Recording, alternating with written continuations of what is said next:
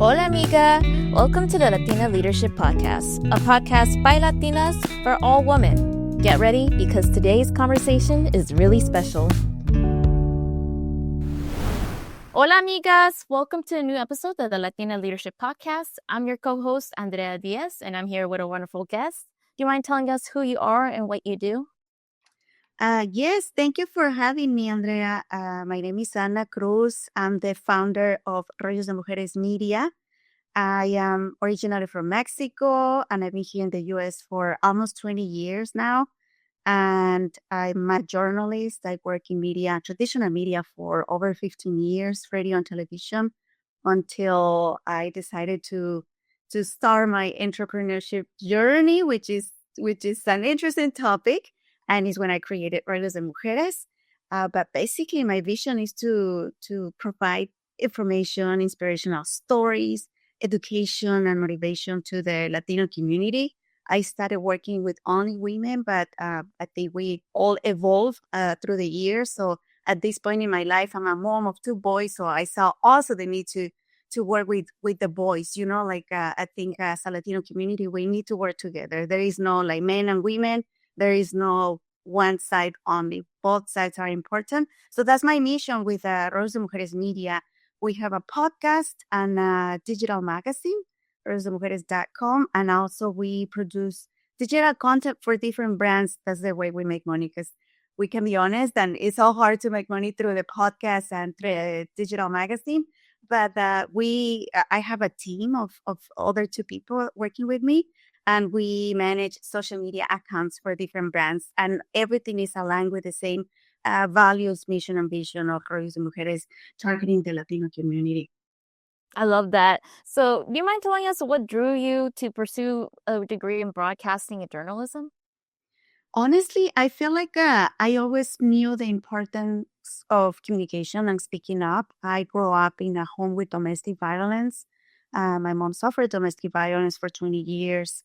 And I always knew that education was going to be the key to open a different world for not just for me, but for my entire family. And we also were super poor back in Mexico, in Guanajuato, in a town where the norteño culture was part of me growing up.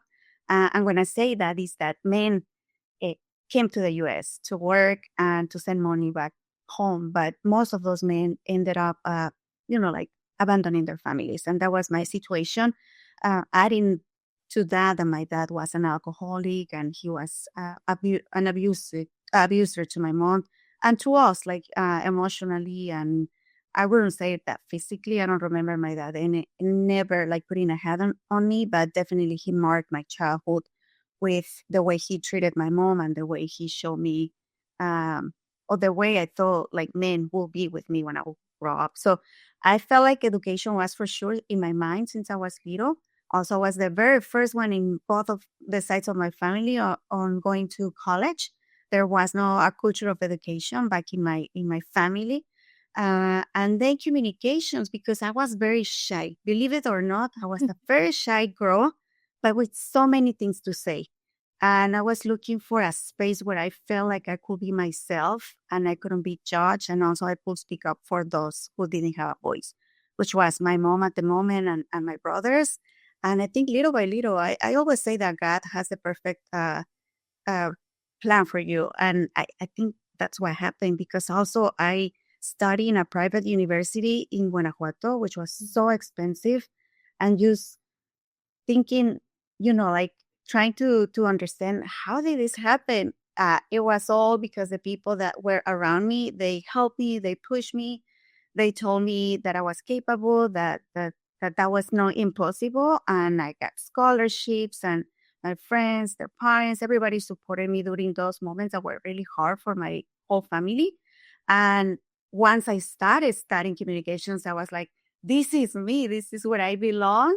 And since then, I haven't stopped producing, telling stories, and trying to be that voice that many don't have. No, I love that. For me, that also happened to me too with communications. Like I fell in love with it, like the storytelling aspect of it. So I'm glad you also found that. Like you're like, I want to do this for like for my career. So how did it start like to transition from like you worked in media in Mexico and then you transitioned to Rollo de Mujeres as well. So how did that transition happen, or like how did that timeline happen? So in Mexico, it's because I had to work. Since I was in college, I had to have a job to pay for my rent and my expenses. But also, I started like applying for internships, and I had the blessing of doing my first internship at Televisa, which is the biggest broadcasting company, not just in Mexico, for the entire Latin America. So from there, I just kept like knocking doors. Like I saw that it was not impossible, and then I was like, if I was able to get in Televisa, I can do whatever I dream with.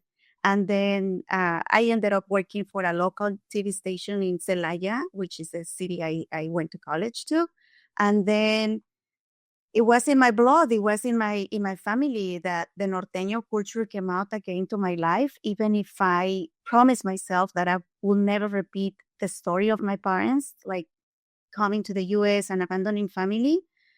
There was a point in my life where I was intrigued by what would happen if I go to the US. And it's when my mom was living here already. Both of my parents were immigrants, and like the sad stories that you see on the news. My mom working, picking up trash, cleaning bathrooms, cleaning the custom hall, which is like a fair here in Dallas Fort Worth. So they were living the immigrant life. And then I was like, it is time for me to help my mom more. They were already separated. So I felt the need of coming to support my mom. So I was like, okay, I'm comfy here in Mexico, but I want to try the American dream as well. And I miss my mom so much. By that point, my mom was in the US for around 4 years. So I miss her so much. And she was going through some medical issues. So I decided to come. And I remember I was in the TV station and I told everybody, I'm going to the US, pursuing my American dream. They even had a meeting, like to say goodbye and wish me the best luck and everything. And me inside thinking, I have no idea what I'm going to do. I was fortunate to get a visa, a tourist visa, but that's all I had. I didn't know. I studied English in college, but like we think we're bilingual when we're in Mexico, but you come here and I didn't understand anything. But I just knew it was the time because I was young. I didn't have kids and I had a lot of dreams and energy, and no one could stop me. So that was the moment I came to the US and I started from zero, from scratch, like any other person literally crossing the border. And it's so funny. And I share this story in some of my episodes on my podcast because I had a tourist visa, but I swear, Andrea, I crossed the border like if I didn't have documents, like with that mentality, with that fear, hiding. I came with this person that my mom found, and he was switching me from one car to the other one. But it's the culture that we live in, like we didn't know better. It was so easy for me to jump in a plane and come, but first I didn't have the money, and second, my entire family we were very, and it's gonna sound bad, the word, but it's not a bad word. We were very ignorant. So that's how I ended up in the US, and I was working like that for around 3 years, almost four, until I was able to get my work permit. That's another story. A lot of stuff going on, but once I got my work permit, I I started my career here in radio, and it was it was shocking for me to see the way God was working in my life. Like Yeah. it was quick, it was beautiful, and it was with a very important show. And he just proved me that I just had to trust in him, and the rest is history. I was blessed to work in uh back then it was CBS Radio, and now it's part of another company. They bought the radio side of CBS, and we had an amazing journey in radio. And then I worked for Aztec America in television, and is where I had the opportunity to award, to get some of my Emmy awards and the Marconi in radio. So it went too fast. It was so quick. I didn't have time to digest what was going on. I just knew I was happy, I was blessed, and all the crying and all the suffering in the past. was paying off. Yeah, no, I love to hear that, especially with your amount of success. Like it makes me so emotional to hear your growth too, like in that journey. Like that must have been like feeling so quick. You're just like trying to like fully grasp, like, oh my God, all of this has happened. Like, Yeah. no, and I'm curious too, is there like was there like a big difference between media, working in media in Mexico and working in media in the US? Like was there like a culture shock, or do you mind going to that? Like what was like the biggest difference, or like something that shocked you when you came here? I think it is a big difference starting from the culture itself. Like when you live in Mexico, for example, I just knew I was human. There was never Yeah. a race involved. There was never any label that I ended up learning here in the US. Mhm. I never in my life I knew the word racismo, racism, but that was not even in the top of my head. Like I knew it was on the dictionary, but I didn't even know like the feeling of it, until I came to the US. There was a cultural shock because of the language as well. I feel like the Mexicanos or Latin Americans born back in our countries, Yeah. we grow up in a completely different way. And when you come to the US, you face so many cultural shocks.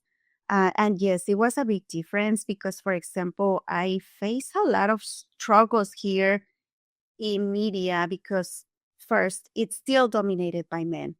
I'm not saying that this is not common in Mexico, but there were more women. I think we were more advanced in that sense back in Mexico. But here, I feel like specifically the Spanish media outlets were like fully dominated by men. And I'm talking about me being in radio for around 4 years and being the only woman in the room. And the programming director was a man, the producer was a man, my main host was a man. We had the board, the person that runs the board, he was a man. And I had meetings where we were, I don't know, brainstorming for what was coming for the show. And all of them were men, and I was the only woman in the room. And it's funny because in the radio station I started with, we were a Spanish pop radio station. And our target audience were women, women like 18 to 45 was our target audience, Latinas, first language Spanish, first generation or maybe second generation, but still speaking Spanish. So it was me. And when I had an idea, my voice wasn't heard in the room. And even that we were talking to people like me. And I think that was the part of one of the reasons why my character and my time on radio was amazing because a lot of our audience felt related to me. But yes, it was hard. And I work with amazing men too. There were men that help me, like you have no idea, that protect me as well because Mhm. there is the image that is so dangerous for young women studying on traditional media in some environments. I'm not speaking up for everybody, but like sexual harassment is very common. Even harassment just for being a woman or discrimination. So I encountered some of those scenarios, but there was always men protecting me around me, like good men, like truly protecting me because they saw me as a sister or as someone that they wanted to help. But yeah, definitely there were big differences. And that was one of the main reasons I started Rollos de Mujeres. Back in 2012, I was still in radio. And I think it was starting the peak of my career. But I got very frustrated that, starting by in radio, you just have like segments of 4 minutes that you have to put a segment on to entertain people, to Yeah. to push the characters. And we were three in the cabin, so there is not a lot of time for you to speak. And I remember we could be talking about motherhood stuff, and I was a single mother, and I wanted to say something, and I will get a sign like quiet, like we need to wrap up. Like I don't know for those who have worked in a cabin in radio, like all the signs, like 2 minutes, wrap up, like all those things. And I was like I needed to say more for my women. I felt like we were not being represented the right way. And I was like, no, because we have a phone call of a single mother saying that she's depressed and she feels life is not worth it. And she has 2 kids. She lost her job. I felt like I needed to say more. I needed to say, don't worry, you are going to be okay. I'm a single mother too. And I went through all that and I'm here. And look at me, love. You can do it. And no, it was like, shut up. Like, we got to go. We have a commercial to play. So that's when I started Rollos de Mujeres Media. And it started as a blog. I was like, I need to write about these topics. And it started becoming very popular. And also, I'm speaking about 2012, where content creation was not even a thing for influencers.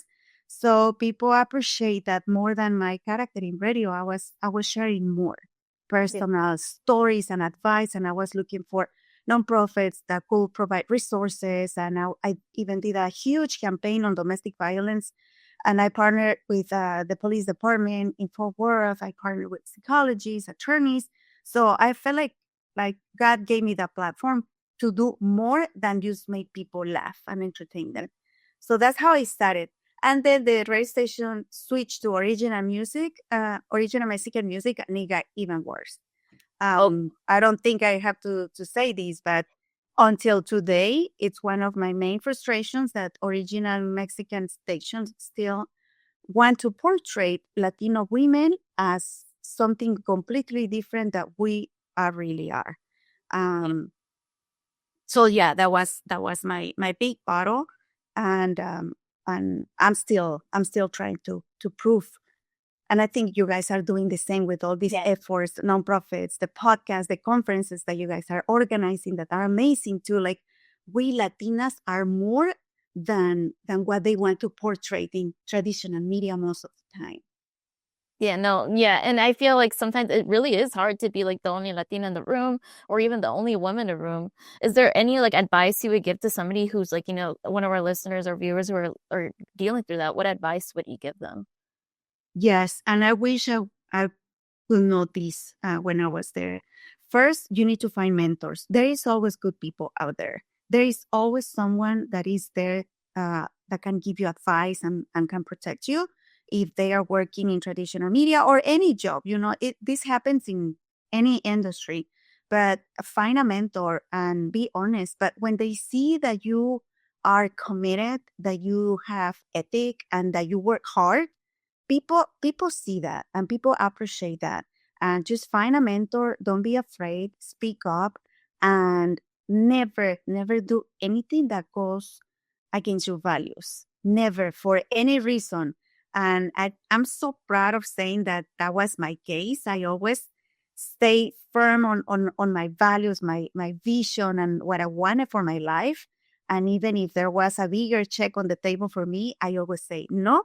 And sometimes I joke especially with my husband now, like, oh, I know I could, that moment, maybe I could go, like further in my career, maybe nationwide or whatever you want to call it, but it had a cost. And I never took that check. I always stick to my values. And I think at the end of the day, we as humans need to understand that our value doesn't depend on a job or what people think of you. It's what you think of yourself and how proud you are of yourself and how you are navigating this beautiful journey called life. So yes, speak up, find a mentor, never go against your values, and just keep working hard and proving what you are capable of, and don't be afraid. I think I will say that. Thank you for sharing that. I really love that. It's like a perfect example too of like what like take those steps and like also for our viewers and listeners, no, you're not alone. We've all been in that same boat where we're like the only ones in a room or we feel like our voices aren't being heard. So follow what she said of finding a mentor and just stay strong. So um Yes. and to go into more of like, you working in media, are there certain misconceptions that people or community might have of people working in media? So there were many comments I've received through my career. First, I remember things can like you don't need to be educated to be on TV. Like, they always have that misperception of pretty women not being smart, and I'm tired of that because that's not true. I think there are cases like in any industry, but you don't have to feel ashamed of your beauty. We Latinas are another thing, like we like to feel pretty, we like to look good. So never let that label to block you from pursuing your dreams. Also, I hear things like they don't need to respect us, and I think that really like bug me. Like you have no idea. And yes, stick to your values, and no one can tell you what to do. And I respect all type of people in media. There are women that they love to play those type of characters, and that's okay if they like it. But if you don't like it and you don't feel comfortable, you don't need to do it. But also, going back to being the first in the room, I think a lot of you women and girls out there, you are still gonna be first on the room. We are not even close to close that gap. But I see things completely different today. When I'm the only one in the room, I feel proud of myself. I feel more empowered. I was afraid before and I was even mad. Sometimes I was like, why I'm the only one here? Why they don't listen to me?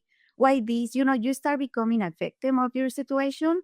And I'm speaking of like when I was 27, now I'm 43 years old. Of course, I have more experience and everything. But now when I'm the only one in the room, I'm like, yes. And I use that opportunity to even uh, represent in a bigger scale the Latino community.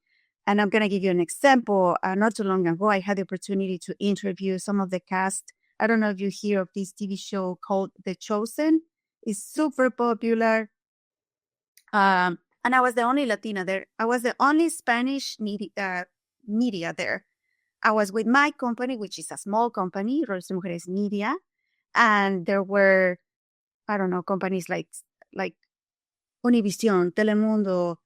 No, I'm sorry. There was not even Spanish media. There was CBS, there was Fox News. There were all these outlets that only produced content in English. And I look around and I was like, yes, yes, we are making this happen. And not just me representing a big brand like Telemundo or Univision. I'm representing a small business, women owned business, Latina, minority, like back on the days I would be like, no, what I'm doing here, I'm shy. And now I'm like, yes. So I think that's something that we need to change to the misperception of we don't deserve this room. Like go for it. And salaries, that's another big thing. And I'm never been shy about speaking about numbers because it is important. When I started working in media, man, I was making nothing, nothing. And we were super popular. We won the Marconi Award as the best Spanish pop station in the entire country. Wow. And I can speak numbers, how much I was making. I was a single mother. I was living, I don't know if you know the Dallas Fort Worth area, but I was living in Oak Cliff in an area where and I don't know if I can say certain words, but there were prostitutes on the corner of my house. There were drug dealers. It was bad, and people look up at me like if I was like a celebrity in DFW. So that's the reality of a lot of people. And I still have a lot of friends that work in media and television and radio, and they still complain all the time about the salaries, and no one says anything. Like we are always afraid about speaking about money. I'm not afraid anymore. I'm like, no, like you have to ask for more because we work a lot when you are in media. It looks like a very fun job and it is a very fun job.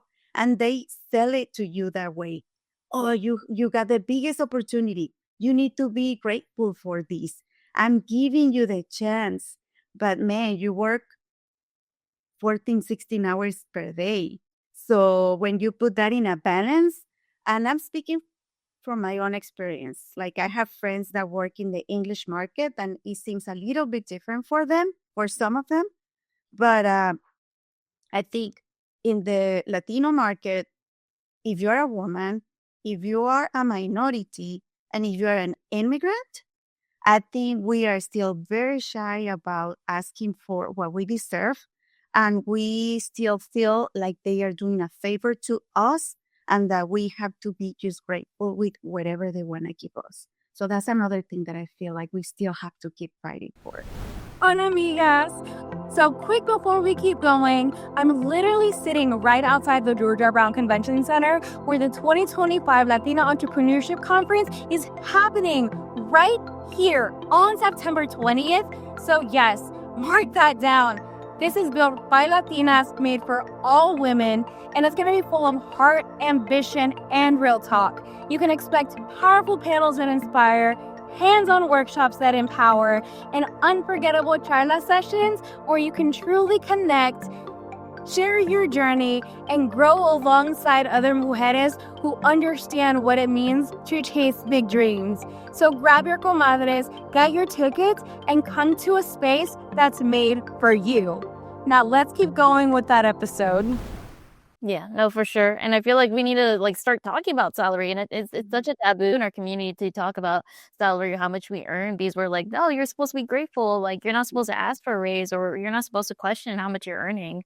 And I think it's like it's necessary for us to put ourselves out there and be like, hey, no, we're working so hard.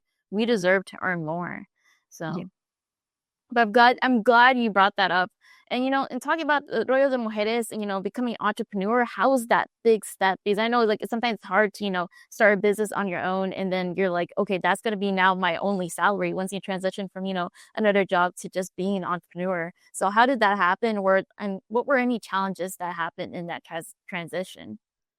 I think it takes time, and it takes also being honest to yourself. So I started Rollos de Mujeres in 2012, and I was still working in media all the way through 2016. So I had a salary, and whatever was coming through Rollos de Mujeres Media was an extra. I will say was around 10-15% of what I was making. So for sure, I wasn't ready to just quit my job and go to the entrepreneurship world. And I also was a single mother. So all the house expenses were in my shoulders. So, Yeah. and I needed a medical insurance, like all the things that we moms need to deal with. So after I finished my last project with radio, I started working for another company, amazing company, that gave me the opportunity of believing more in myself. It's called Gemba Academy, and they produce online training videos for engineers in continuous improvement. So pretty much I started a new career. They hired me because of my experience in front of the camera. And then when they knew me better, they were like, no, it's because you gotta lead this project. And I ended up leading the Spanish content department. And then I lead the sales department for all Latin America and Spain. And then I ended up also leading the English content department, which was a big achievement for me, Spanish being my first language, So I am very proud of myself of working in that industry that is very technical engineering. Like I have a lot of respect for them. Plus me leading this type of content. So I was blessed, and I was making a lot more money than I was making in radio. So that's the first shock I encountered after leaving radio. Was like, man, what was I doing there? If I can make more money here, they respect me. They give me budget to keep educating myself, to keep learning, to travel. And that was a perfect job for me as a mom, because I started working from home three days per week. And if my kid was sick, they were like, don't even ask, and a family is first. And I was like, what? Is that a dream? Like this never happened. When I was in radio, I missed my son's first day of school. I missed my son's first steps. I missed my son's first words, because there was an opportunity to be a mother when I was there. And then from there, I was comfy, like with the money, with the income I had, and my business kept growing, but very small steps at a time, because I wasn't focused on my business. And when I say business, was content creation, managing social media, and then I was a brand ambassador for some brands. So it was like a marketing industry that I was in, but just with my toes in the water, Yeah. But then with my second child, in between, I got married. My husband now is an amazing person, and he's a provider. And ladies, please don't be shy. Don't be afraid. We all deserve a man that take care of us. Either you like to work or not, a man that protects you and takes care of you in all the way is something that you deserve. Because I'm getting tired of all these ideas that the extreme feminism is putting in our heads, and is just hurting families and is hurting ourselves as women. So having my husband on my side and supporting me, there was a point where he said, "You are too overwhelmed. It's too much. If you are making now around 40% of what you make in your regular job with your business, don't you think it's time to just jump into it? You are so passionate about it. You love it. Your eyes are brighter when you are doing what you love. So just try it. I'm here for you. I'm here to support you." And also, my second baby was born, and we encountered some medical issues with my baby. So I was like, there is not a choice. Like I need to step back, and I need to take a break to take care of myself, my family, and from home focus on my business. And I remember telling my husband, if in 2 years I don't make what I'm making with my job, I'm gonna go back. And he said, yes, do whatever you decide to do. Mhm. And Andrea, God is amazing. It was not even a year, and I got to the goal. So I was like, yes, because I get to focus on my business. And now I've been 4 years now with my business, like fully dedicated to my business, and we just keep growing. Now we have more members in the team. We are creating more things. We have so many dreams, and also I have to say it's not easy. Like all of those are thinking about starting a business is not easy, because it has its pros and cons. Like having a regular job, at least you have a safe check every 2 weeks. Yeah. Being an entrepreneur is not. Being an entrepreneur is every day thinking what I'm going to do today. En español, we say corretear la chuleta todos los días. You got to educate yourself in many other aspects that you didn't think about. For example, you may be really good at baking and wanting to sell your cakes. I may be very good about creating content and telling stories and producing video and audio, but I had to learn on how to set up a business, the legal aspect, the taxes. And I think I'm still struggling, and I'm still learning the selling part, how to make this profitable. The marketing side, I think I get it, because that's my field as well. But are so many elements that you have to think that at the start of your business, I will say 80, if not 90% of entrepreneurs, we do everything ourselves. So it's not easy. I think we move more by your passion than anything else. Yeah. But when you surround yourself with the right people, it can be very successful. Yeah, no, for sure. Especially, a lot of entrepreneurs, especially in all our listeners and viewers, I'm pretty sure they're entrepreneurs. Most of them are doing everything themselves.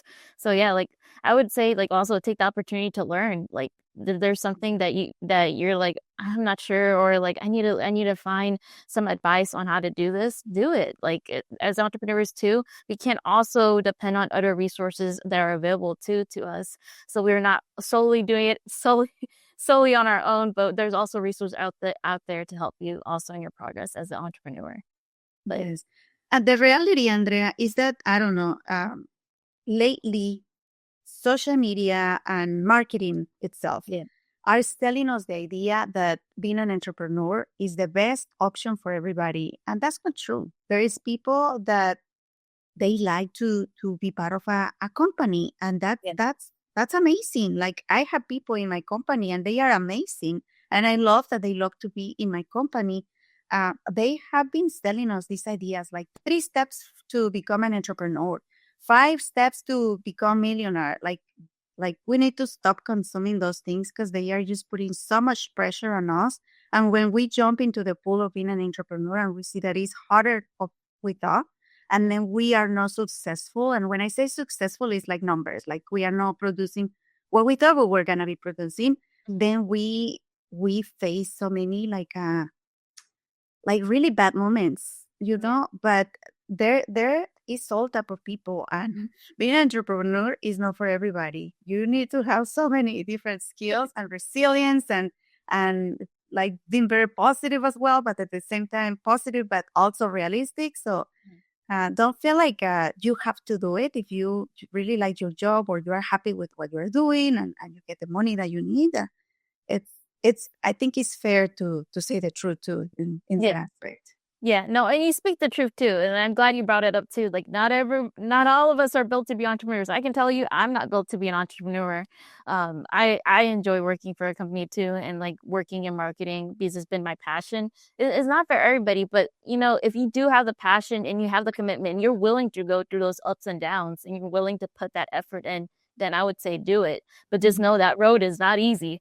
And there's also so many entrepreneurs out there that are giving actual advice, but don't go through those like, oh, you can become an entrepreneur millionaire in like 5 steps, because it's so much more with that. Even for you, it took so long for you to even transition from your job to fully your business. For it took a while. Like, it's not, and growth is so different for different entrepreneurs. Some will find success rather quickly because they have the experience, or they took this time to, they had their education will back them up for that. And some others, like, you have to like learn on it, and then you have to work a job while trying to grow a business at the side as well. And it just, the growth looks different for different people. So thank you for thank you for bringing that up, because that honestly is very true. Like, I feel like, especially now, with social media and just a transition to like more like people absorbing like quicker content. They want things to happen quickly when that's not the case. It takes time for especially for business to grow. Like, I think it's like similar to like startups. Like, I think like the first 5 years, like, or you're still establishing your business. You'll probably won't know until like maybe like 5 to 10 years later down the line if your business is truly profitable. Like, And also, let me tell you, the most successful people in business, they don't just have one business. yeah. It's gonna be a lot in the way, even closing one business, opening another one. I think some people are born with that passion of like creating. You can be creating a business on baking or agency, marketing agency, whatever it is, but they have that spirit of creating and taking risks. And the most successful people didn't have success with the very first business. And a lot of them, the success came after 40, 50, like, Yeah. yes, but social media is all like this. And then you see those stories. And I'm not saying they don't exist. They do exist, like those stories of influencers or content creators that become very Mr. Beast. We don't go too far, right? Like people like them that go up really, really quick. Mhm. But also, if you really study the story of Mr. Beast, like he's a genius, and also all the things that he has sacrificed to get where he's at right now, the number one YouTuber, it makes sense, or the number one podcast right now, The Diary of a CEO, which is someone I really admire.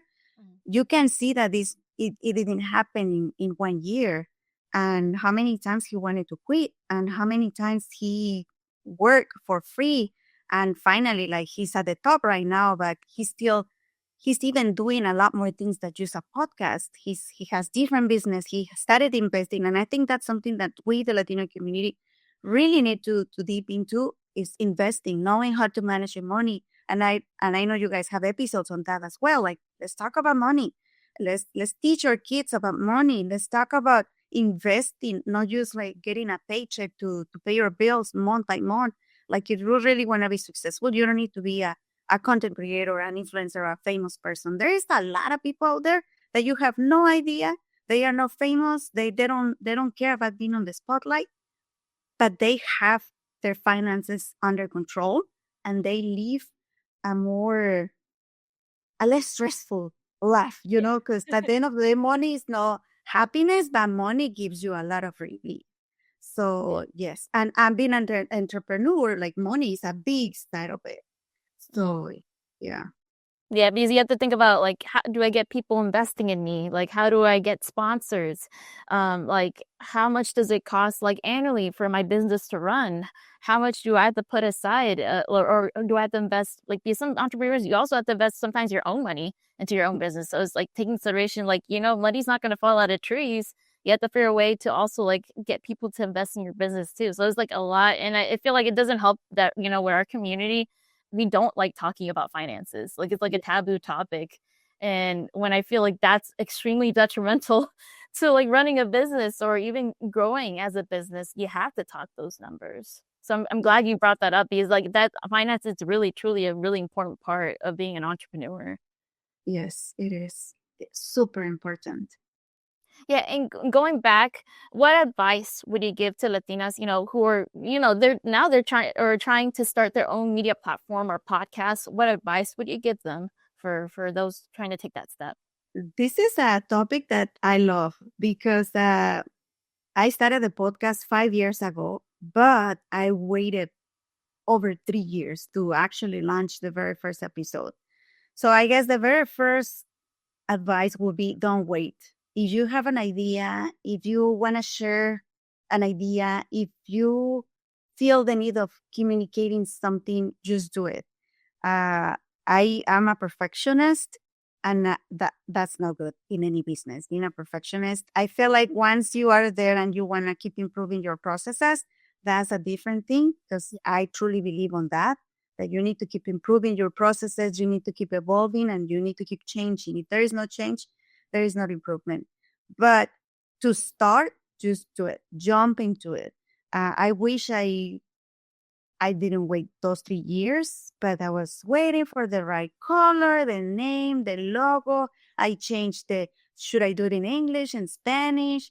Should I post on Buzzsprout? Should I post on, like, I had so many questions that I needed to answer before I even started. Just do it. And you don't need much. Like, if you are really interested in the podcasting world, the only thing you need is a phone and a microphone. That's all you need. A lot of people also think about like all this quality, like video, audio. And yes, you are going to start growing little by little, and you are going to get to the point that you are going to be releasing those type of episodes. Like we go back to the diary of a CEO, like all the production he has right now. He didn't start with that. Even me, like I didn't have right now, thanks God, I have a studio, I have lights, I have microphones, I have equipment, I have a team, but I didn't have any of this when I started. You just need your phone and a microphone, and there are even platforms where you can upload your episodes for free. Maybe you can do that at the start, but I will recommend as soon as you can, you need to be the fully owner of all your content. What I mean with that is that I prefer to pay a fee every month to hire a company where I host my podcast, but I own all the content, all the rights, because you never know. It can be, and we have seen that with some of the podcasts, like they become like a boom, like in 2 months, and you want to have control of that because at the end of the night, remember, this is going to turn into a business. And in order to monetize and to make money from your product, you need to have control on everything. So I think that would be the very first thing. Don't even worry about, because also some people ask me like, I don't have any experience. It may be very easy for you because you did radio so many years. There is talented people everywhere, and you don't have to be the best speaking, guiding interviews. Just do it. But yes, start learning, start improving yourself, and start uh, just take the risk, And then yes, I think it's important to keep learning how to monetize, which platforms are better for me. Should I sign with an agency? For example, we Rollos of Mujeres are part of an agency now, Sonoro Media, which is the largest incubator and podcast agency right now in Latin America, and they are now in the US too. So there was a point in Rollos de Mujeres that we knew that in order to grow, we needed to partner with an agency, but that's gonna come, in its own as you start learning and growing your numbers as well. So you start phone, and you don't even need lights. Just find the best window in your house that has natural light. That's the best light. Just put your cell phone there and start recording yourself or with your guests, whatever you want to do. Just do it. Yeah, I feel like especially for people starting their business or trying to start something, the hardest thing is the first step. And sometimes don't hesitate, just do it because all we can do after that first step is just keep growing. That's the next step. After the first step, you just keep going. And for your platform, I know you mentioned how important it is for you to highlight Latino voices and stories for your platforms. What do you hope for people take away from Rollos de Mujeres specifically? And I'm going to give you a premicia right here. So for these first 5 years of Rollos de Mujeres podcast, that was the core, the mission. We were portraying Latino stories, specifically women. We have men in the podcast too, but it was more about still digging into women topics. That was what Rollos de Mujeres was about, and we did amazing. We reached out to so many people, stories, but like I say at the start of the interview, I keep evolving, and I love that. I'm not the same person that I was 5 years ago. And I think I started this podcast also as a fight, as a feminist, because I consider myself a feminist. But I've been switching perspectives in many ways just because I feel like I have the obligation as well of communicating and letting people know that in my life, men are very important. I have 2 boys, even if I didn't have a father figure. And I think that's where my anger came from. And also my first marriage, I ended up repeating the cycle of domestic violence. So my anger about we just need to hear women, that was me at that age and that point. But now being a mom, my oldest son is 16 years old. My little one is 4. I have an amazing husband. I have an amazing stepdad, my brothers. I see the importance of having everybody at the table. So we are switching the name. We are actually just launching the new season of this project. We are still in the same platforms. We are still with the same agency, but we are switching the name from Rollos de Mujeres to Let's Talk Rollos.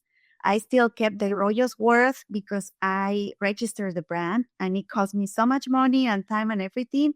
And I feel like I positioned the brand already. So I want to still show all the hard work behind Rollos de Mujeres.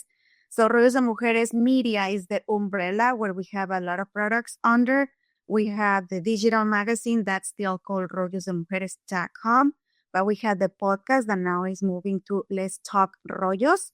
And now we are going to have all type of conversations with experts, with scientists, with doctors, with everything related to humanity, not just women now. It can be from a father, how to be a better father.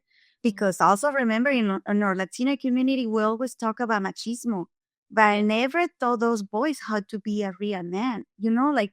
Like they need help too in order to eradicate all these issues, domestic violence. We need men too. It's not just a women issue. So we need to include men in the conversation. So yeah, that's what is happening now. And also we are switching from only Spanish to bilingual content because of course, our community needs the Spanish content, and I'm fully committed to that. I'm never going to stop doing that. But in order for the whole country to know who we are, what we represent, we need to go further. And they are not going to understand us in Spanish. So we have to echo these voices to another level. And I think you guys are doing an amazing job because your content is in English, but I feel like it was time for Rollos de Mujeres too, like to go further and to say, okay, this is what we have been doing, but look, like this is who we are. So we are doing bilingual content too. And also that we have more people in the team. These 5 years, it was only me. I was the only host, the main face, but also I am an advocate for the younger generation because I never had that. I didn't have mentors. I didn't have anyone extending their hands to me or saying, especially another woman saying like, I'm here to support you. And I want to eradicate that misperception that we have that women are jealous of each other. I think we women can be the best supporter of another woman. So I'm bringing in another woman to my show. It's my co-host, Fernanda Leon. She's based in DC. I'm in Dallas. She's younger than me, so I think we both have different perspectives of life, which is so interesting and rich for the content. So yes, a lot of changes, but we are still here. So we have those 2 products. And also, this is another dream I always had, writing books. So I'm very soon launching my very first kids book, which is also under Rollos de Mujeres Media umbrella. We keep growing our portfolio with clients managing their social media platforms. And now that my youngest son is going to school, finally, I feel like I have more time to do what I love regarding in my professional side. So yeah, I'm gonna start doing more speaking engagement and visiting different cities. So there's a lot coming for Rollos de Mujeres Media, and I'm very excited. And I know my team is very excited too, because if I grow, they grow too, and we're gonna be able to touch more people out there. I'm so excited for that transition. I'm excited to see what's next. And I'm so glad for your success because you're able to even transition. That's amazing. I'm so happy for you.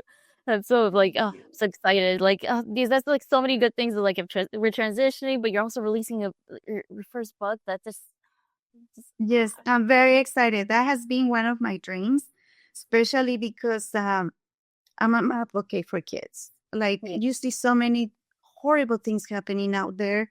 And because I grew up in a home with domestic violence, I know how that can impact kids when they grow up. And they are innocent, they are vulnerable, they didn't ask for anything, and they just want to be protected and loved. That's all they ask for. And kids bring so much joy to our lives, to this world, that we cannot be blind that we have a big issue right now, and they need us as society, and there is so much that we still have to do to have healthier homes and safe spaces for them to keep dreaming and growing and smiling and laughing and changing the world. No, I'm glad to hear your support for kids because yeah, they really do need the support. And just to go into the last question, and this is a question Angelica loves asking, our founder loves asking, is do you consider yourself a leader? Why or why not? Something I'm working on myself is to stop being too humble. I think that's one of the reasons I sometimes don't take a lot of opportunities or don't ask for a lot of opportunities, because I'm going to speak as a Mexican, born and raised in Mexico. We sometimes are too humble, you know? Uh, and for many years, I didn't even recognize myself for my awards, for my hard work, for the waves I was making, and the people I was impacting, because I wanted to be humble. I was afraid of people saying that, oh, she is creída, or, like, it was so important for me to please people and to say, oh, I'm humble, I'm quiet, I'm nice, and I work hard for you. This At this point of my life, and I will tell this to the younger generation too, don't be shy. If you are working hard, your work is speaking for you. And when you're impacting lives, yes, you are a leader. You don't need to be a CEO, you don't need to be a business owner to consider yourself a leader. When you know you are doing the right thing and you are working hard with ethic and you are helping your community, yes, you are a leader. So with all those words I would say I consider myself a leader. Finally, I was able to to look at the mirror and say, Anna, you are doing a good job. And I feel so proud of myself. I think that was a harder step for me to accept that I'm doing good and that I'm impacting my community. So yes, I'm still working on that. I feel like it's a process, especially for women.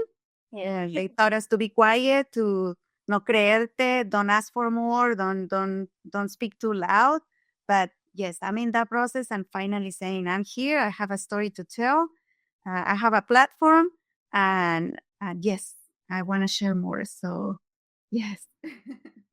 No, I'm yeah, it's so hard for us to like move from being humble, but no, we're leaders. We're leaders. And I'm glad that you're like finally at something like, yeah, I'm a leader. Like you've done so much too. Even just hearing your story here and this and like in hearing just what you've done, like you're a leader. Like you're representing so many of us. Thank you.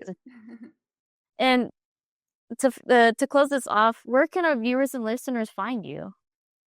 We are everywhere. Our website is rollosdemujeres.com. And then we are in social media as Rollos de Mujeres Media in Instagram, in Facebook, in TikTok. Those are the main channels we use. Same as YouTube, you can find our podcast because we have 3 podcasts that we have produced already in YouTube as Rollos de Mujeres Media. When you go to the podcast, it's new in YouTube. So you just gotta click on podcast and you're gonna see there the 3 podcasts that we are producing right now. We're hoping to be the home for more talent, more Latinas, more Latinos that want to get into this business, to start producing more podcasts, not just with my face or my team now. We want to include more faces, more stories. And then myself, you can find me on Instagram as Rollos de Mujeres. I started that site in 2012 in Instagram, so I haven't been able to change the name. So yes, I'm as Rollos de Mujeres there too, but you will see my name, Ana Cruz Hollingsworth. And LinkedIn, if it's something professionally related, like a speaking engagement opportunity, or if you want to collaborate, if you want to brainstorm in different topics, you may be in another industry or same industry and you want to learn more about podcasting or whatever I've been doing and I can support you, just send me a message on LinkedIn. You can find me as Ana Cruz there too. When you get married and you get your husband's last name, it's kind of hard to switch. But yes, you can find me on LinkedIn as well. And I'll send you all the links if you want to include those in your Yeah.